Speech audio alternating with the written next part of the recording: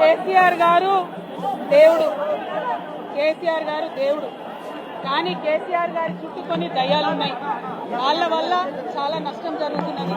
పార్టీలో ఉండేటటువంటి నాకు, నేను కేసీఆర్ గారి కూతుర్ని, అంతరంగికంగా నేను రాసినటువంటి లేఖనే బయటికి వచ్చిందంటే మరి ఇతర సామాన్యుల సంగతి, ఇతరుల పరిస్థితి ఏంటి పార్టీలో అనేది ఇవాళ చర్చ జరగాల్సినటువంటి అవసరం ఉన్నది. నేను ఇవాళ ఒక ప్రకటన చేస్తా ఉన్నాను.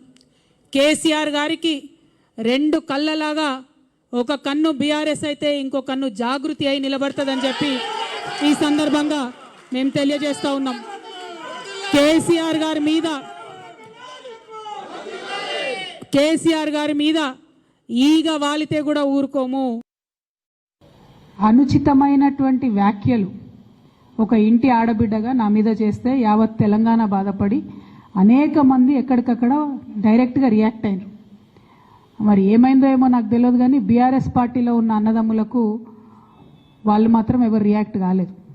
ఆ వ్యాఖ్యల వెనుక ఒక బీఆర్ఎస్ పెద్ద నాయకుడి హస్తం ఉన్నది. అందుకనే బీఆర్ఎస్ పార్టీ నాయకులు ఎవరు కూడా రియాక్ట్ కాలేదని చెప్పి నేను బలంగా నమ్ముతా ఉన్నాను. నా మీద వ్యాఖ్యలు చేయడానికి మీరు ఎవరిని ప్రోత్సహించారు? మీరు ఎంత కింద స్థాయికి దిగజారి ఒక ఆడబిడ్డ మీద అటువంటి వ్యాఖ్యలు చేయించారు? ఇవన్నీ కూడా నేను చూస్తున్నా, గమనిస్తున్నా.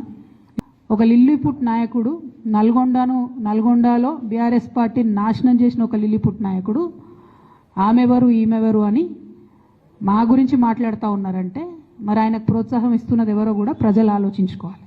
ఖచ్చితంగా నేను ఇవాళ చెప్తా ఉన్నా, హరీష్ రావు గారు వెనుక, సంతోష్ రావు గారు వెనుక రేవంత్ రెడ్డి గారు ఉన్నారు. వాళ్ళని ఖచ్చితంగా కాపాడతారు అన్ని విషయాలను. వాళ్ళని ఏమనరు, వాళ్ళ గురించి ఏం మాట్లాడరు. బాణం ఎంతసేపు కేసీఆర్ గారి మీద. ఈ అవినీతి అనకొండలు బీఆర్ఎస్ పార్టీని ఏదైతే డిస్టర్బ్ చేసిండ్రో వాళ్ళని మాత్రం ఏమన్నారు. ఈ ఇంటర్నల్ అండర్స్టాండింగ్ అనేది ఎక్స్పోజ్ కావాలి. ఖబర్దార్ బిడ్డ, నేను ఎవరు చెప్తే ఆడేటటువంటి తోలుబొమ్మని కాదు.